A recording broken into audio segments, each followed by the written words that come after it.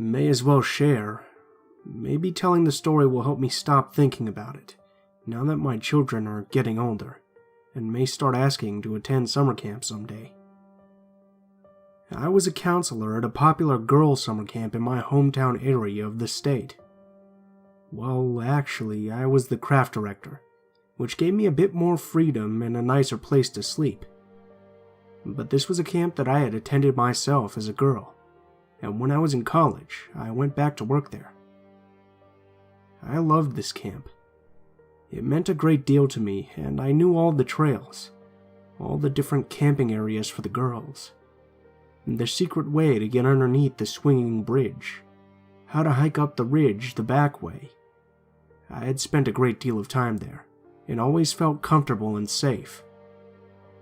There were no signs identifying this camp on the roads leading up to it, so everyone who worked there or attended always felt a certain sense of freedom from the world. At least I know I certainly did. I never thought twice about walking around the camp late at night with just a flashlight that I normally kept off.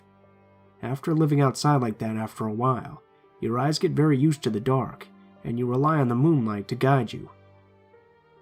Being the craft director, I was often up late at night running the kiln for the ceramics the girls made, or watching the fire when the girls made primitive pottery. It was a fun job, and I always loved it. The camp was set down in an area with lots of big trees, vines, brush, and a stream that ran through it. There was a nice ridge that made for great climbing, and gave a great view once you got to the top. Behind the ridge was a cattle pasture that was held by a local cattleman and was not accessible from any roads. You would have had to travel over the cattleman's lands to get to this ridge, unless you walked in by the front gates of this camp. And if you walked in this way, you would have had to have gone through a locked gate, a tall fence, the caretaker's house, the camp director's cabin, and at least walked a mile to get to the ridge. This is all important to remember. The craft house was up by the ridge, so you could be on top of the ridge and look down onto the craft house. There were several times other counselors would play pranks on me by sneaking up on me late at night, or by tossing little pebbles off the ridge to hit the roof of the craft house. I became used to the little noises and other young girls trying to scare each other. We all did it, and it was funny and in good fun. That's why I didn't take what was starting to happen seriously. It was my third summer out there as the craft director, and I was pretty used to strange noises, animals running around at night and taps on the windows that I blew off as other counselors playing pranks. This is when the flower bouquets began.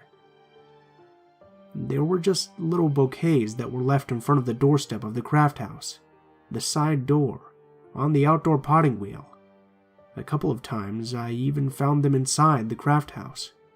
But that wasn't a concern, as I always kept the craft house unlocked, since there were bathrooms inside, and the girls and counselors always knew they could stop there if they really had to go. I also had a fridge that I kept stocked with some water and snacks. It was often pretty hot in the summer, and for our campers it was always a new thing for them to be out in the heat, and they often forgot to drink their water. The bouquets were small, like something a girl who admired you would give you. I always tried to draw out the girls who were having a hard time fitting in camp, and I really thought it was just a way for one of them to thank me. I always put them in a vase by the entrance of the door, and always told all the girls how nice it was for someone to leave me flowers. I figured that the girl who had left them would enjoy hearing it. Boy, was I ever naive, or stupid. I was up there late at night about 2 weeks after the flowers, and started running the kiln. I preferred to stay up with it running as it got very hot, and I was paranoid the thing would catch fire and burn the whole camp down. I started hearing some tapping on the back windows, which I ignored. I was used to the pranks by now, being a seasoned counselor, and wasn't in the mood to provide jokes for anyone. They kept at it, and I yelled out to stop or I was going to return the pranks in full with some spiders in a bed or maybe a snake. I heard laughter after that, but it sounded wrong. It wasn't a girl's laughter. It sounded like a man. I turned around to the window and caught sight of a pair of eyes looking at me, and I grabbed my walking hoe. We all carried one of these that we used to kill rattlesnakes with. Can't have rattlesnakes around young campers. I ran out of the building to see someone running off to the edge of the woods, behind the craft house. At first, I thought I must have heard wrong. A man's laughter? I was losing my mind due to the late hour, but I went to the director's cabin and woke her up anyway. She was pissed at me, but got up and woke the other counselors, and we combed the area, finding nothing. She got up the caretaker, who was even more pissed, and they helped us look too, but we still couldn't find anything. I wasn't very popular at breakfast the next morning, but I knew I had to say something. I mean, we had little girls out there, for goodness sake. We were responsible for their welfare, and I would have been wrong not to say anything and get everyone up. It was reported with the local sheriff, and the summer continued as usual. After a while, the flowers stopped, and I began to think I imagined the whole thing and maybe needed some more sleep. I think everyone else just thought I was the victim of a prank by another counselor, or some of the older campers. The last active week of camp, and the flowers started again, but they were everywhere. And I mean everywhere. Outside my cabin, inside my cabin, at the craft house, at the bathhouse I used. I started throwing them away. I was freaked out. I was always second-guessing everything I did, paying more attention to my surroundings, and hoping I was overreacting. Water and snacks would be missing from the fridge. Everyone thought I was maybe having a breakdown, and that I needed a break. The last bouquet I received was bigger, and at the front door of the craft house. When I saw it, I threw it directly in the trash can. This was way out of hand, and was either a great prank by my fellow counselors, or something too scary to imagine. This was on a Friday morning, and we always released the campers late Friday afternoon to go home. These were our last campers for the season. I was ready to get out of there and go home. I was over it, tired of the pranks, or what I thought were pranks. I had to go back to the craft house that evening to begin some cleanup, and when I walked in the front door, I was greeted by a huge rattlesnake on the floor, and he was pissed, a seriously pissed off rattlesnake. I quickly closed the door and turned around to leave and get some help, mad that someone had left the side door open for a stupid snake to get in. When I turned around, though, I got that prickly feeling you get when someone is staring you down. I had goosebumps all down my arms, and I got that shot of adrenaline you get when your body knows it's about to be a fight or flight time. I looked up at the top of the ridge for some reason, known only to God, and I saw him. He was standing at the top, looking down at me. I could see his silhouette in the setting sun, and the jerk was laughing at me. I was standing there pissed, scared, and in shock. He was actually laughing at me, and I could hear it. He then shouted down if I liked his surprise. I had had enough at that point and took off. I don't think I've ever run that fast in my life. I got to the director's office, and she believed me this time. She got the authorities out there and they searched around, but the only thing they found was the very mad rattlesnake. I left the camp that night, as did everyone else. We normally stayed for a week afterwards, cleaning up and getting the camp ready for winter, but nobody wanted to stay after that. I've never been back there, and the camp was shut down shortly after. I don't think anyone else was ever bothered. He seemed to reserve that funny business for me that summer. I know they still do group camping out there, and use the place for events, but no more summer camp. I pay more attention now, needless to say, and I doubt I'll ever let my children attend.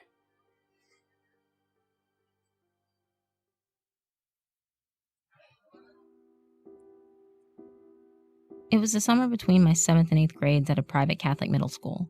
I was a weird kid, and I went to the school in the 6th grade, so I could be with my best friend growing up who had gone there for years. I'll call her Janie. Unfortunately, she was a year ahead of me, and I didn't have a lot of friends in my own grade. I would just hang out with her and her friends after school. There was a teacher who had started in my 7th grade year, a friend of the literary teacher who worked there.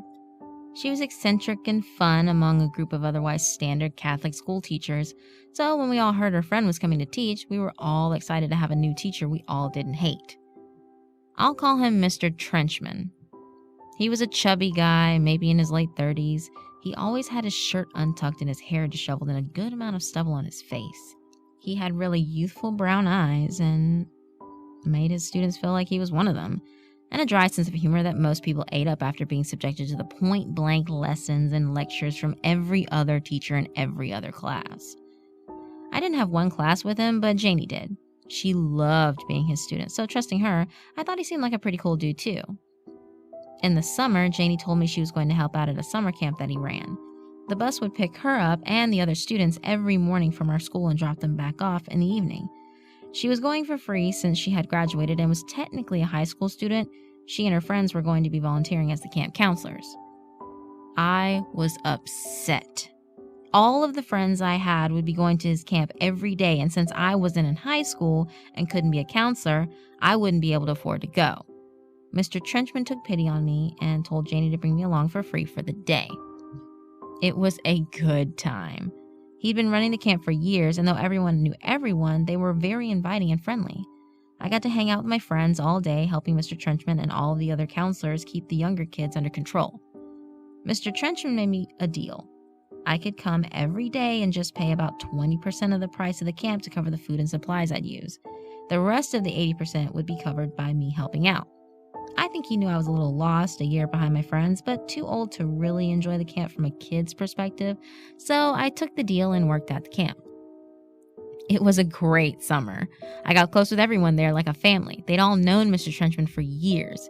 He was a little different than he'd been in school. He was like a grumpy old dad, but he clearly loved his family. The summer ended and classes were about to start up when I'd heard that he would not be returning. He'd been emailing students, young female students, asking them to meet him at the school, help him set up his classroom, then maybe go out afterward, maybe go back to his place. I'm not sure of the extent of these emails. I never really wanted to know. One of these correspondences had been to Janie. I almost felt betrayed. We told each other everything, and I found out from my mom that she was one of the girls who came forward. I'm not sure exactly what happened next, except I remember my friend telling me that he told his best friend, the other teacher, that he was sick and he needed help or he couldn't stop, something along those lines. All gossip aside, he did end up in the hospital. We're not going to meet again because he died 2 days later. It was the strangest thing. The creepiest thing about this whole story happened about a month later. I was over at Janie's house sitting in her room when she went to the bathroom. She took a while and I didn't have a cell phone or anything else to occupy me, so I grabbed her notebook. We both liked to write a lot. We'd write stories and trade them and give feedback, so I didn't feel like I was really intruding. She'd written pages, probably 20 to 25 of them, of a story about her and Mr. Trenchman. First, they flirted. Then they would be sitting too close and she'd notice the look in his eyes. Then he couldn't help himself and he'd pull her onto his lap and they fucked. She wrote stories about her and Mr. Trenchman fucking. I didn't read much before I put the notebook down right where I found it. I never mentioned it to her. I never wanted to ask. I never wanted to know. Did something happen before she said something? Was there a possibility she had some part in it herself? So, pedo teacher, we'll never meet again, but ex-best friend, we might. But let's never talk about this ever again.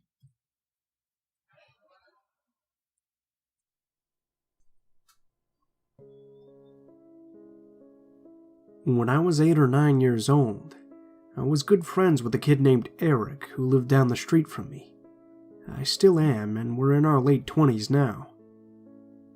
We grew up in a somewhat rural but progressive area in Vermont. There's an IBM plant in town. The area is pretty well educated and affluent compared to some neighboring regions. As such, there wasn't much for us kids to be scared of. On summer vacation, a bunch of us neighborhood kids would hop on our bikes and spend whole days in the woods, unsupervised and building forts or catching frogs, until the sun finally went down. It was an awesome place to grow up. This particular summer, Eric's family invites me to his grandfather's camp. I believe it was in Leominster, Massachusetts, where his mother is originally from.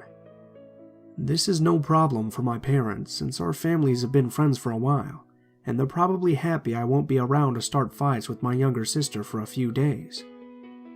So I'm pretty psyched up about the trip.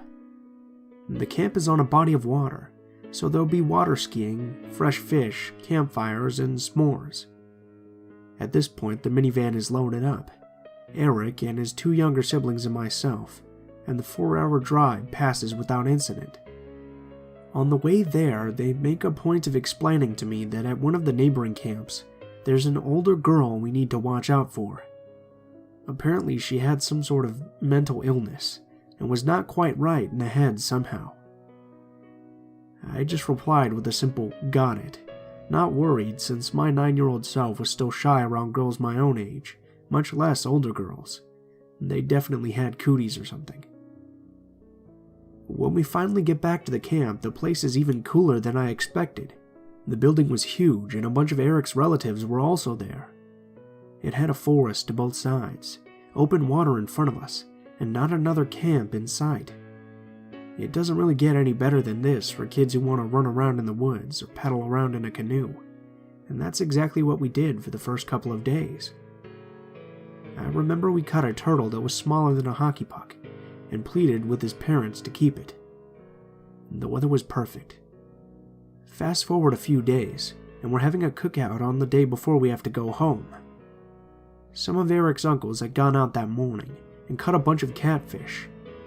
They were grilling them up with burgers and hot dogs for dinner, but I got bored of waiting for the food to be ready, so I was splashing around down by the water, skipping rocks out onto it. That's when I noticed something's in the water, down the shore ways. The trees are obscuring my view, so I wander closer to investigate. Whatever it was headed my direction. As I approach the tree line at the shore, I'm suddenly face to face with a stranger in a canoe, about 10 feet out in the water.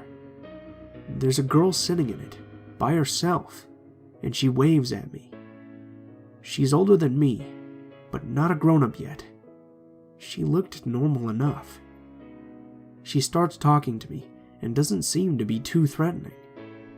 I'm also curious about who she is, since I've been running around the woods and exploring the coast, and I know there aren't any other camps nearby. At one point I glance back, and most of the people milling around the grill have gone inside. Nobody had spotted me at the edge of the property talking to this woman. For some reason, I'd either forgotten or ignored the advice previously given to me about avoiding a girl who fit this exact description. Looking back, I think she must have been trying to manipulate my pre-adolescent brain, because the next thing she asked me was if I'd like to go for a ride in her canoe.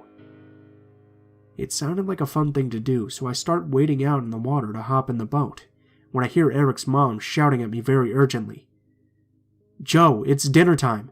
Come inside now!" I really didn't think anything of it at the time, but when I recently discovered this subreddit, the memory popped up in my head. Looking back on it, I have no idea what would have happened if I'd gotten in the canoe with that girl. But I can tell you that I wasn't a very good swimmer, and I can't help but think that my buddy's mom saved my ass that day.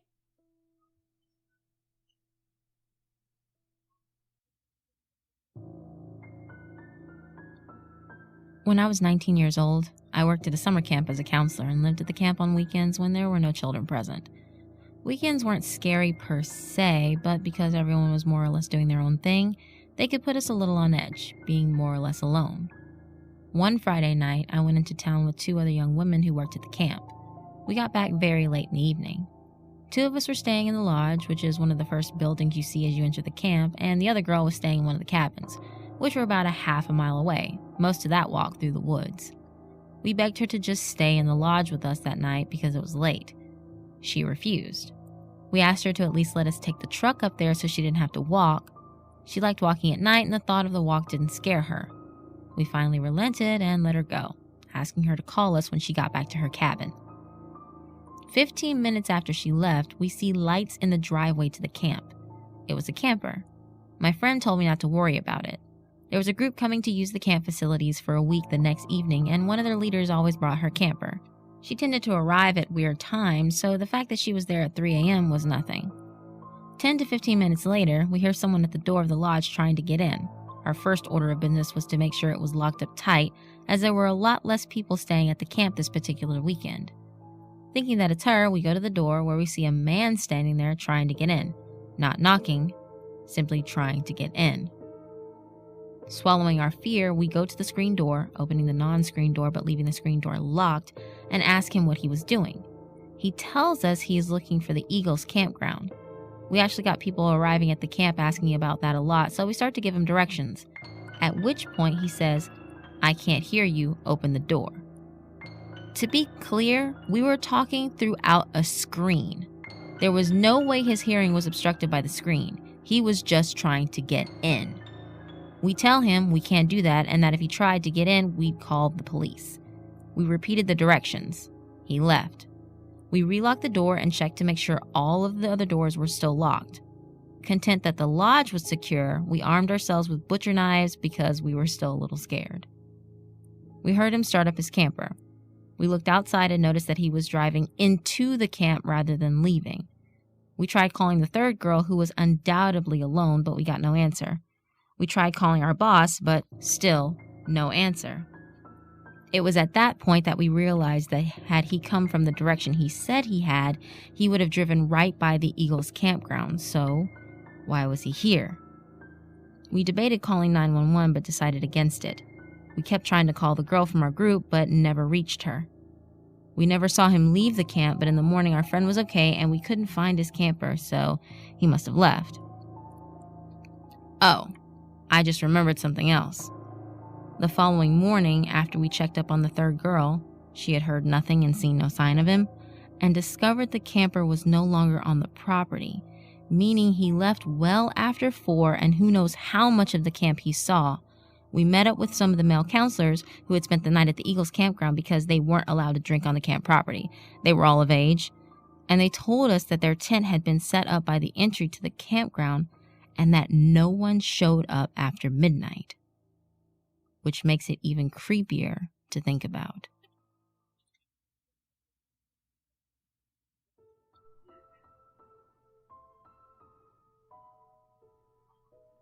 What is up, guys? Blue Spooky here, as always. I just wanted to thank you guys so much for watching, especially if you made it this far to the end. I'd also like to give a special shout out to my co-narrator for this episode, Eden Studio. She's a pretty great narrator. She narrates creepypastas, she narrates true scary stories, and she does some drawing and let's plays if you're interested in that sort of thing. So if you enjoy her work, please be sure to check her out. I'll leave a link to her channel in the description below, as well as have an annotation in the top right of the video. I'd also like to apologize if my voice still sounds a bit different this episode. My nose is actually still a bit stuffed up, so that might make my voice sound a little bit different than it usually does, and if it does, I'm sorry for that. If you guys liked the video, please feel free to leave some feedback in the comments below, and perhaps like, share, or subscribe if you feel so inclined. If you have a personal story that you'd like to share, or you'd just like to chat sometime, take a look in the description below. There will be links to my social media in the description below, including my Facebook, Twitter, and Gmail accounts. Feel free to send me a message on any of those, and I'll try to respond or include your story in a video as soon as possible. If you do decide to send in a story, please be sure to include in the tagline how you'd like to be credited in the description of the video the story appears in, what the theme of the story is if it has any, and what the story is called. As always, the music I used in the video is listed in the description below, in the order which it appears, and it will have links to the artists as well if you'd like to check out more of their work. So if you're curious about the music used in the video, go ahead and check down there in the description below. If you have any constructive criticism or feedback, please feel free to leave it in the comments below, as I'm always looking for new ways to improve the channel. Thank you guys so much for watching, and I hope you guys have a great day.